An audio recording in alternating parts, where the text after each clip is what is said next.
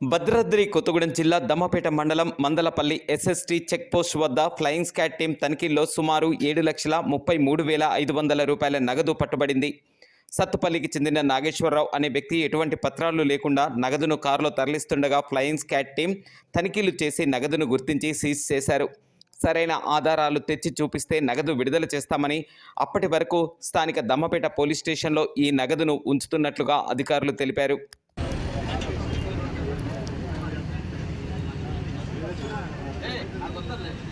రావాల్సిందే బాబు మంచిది.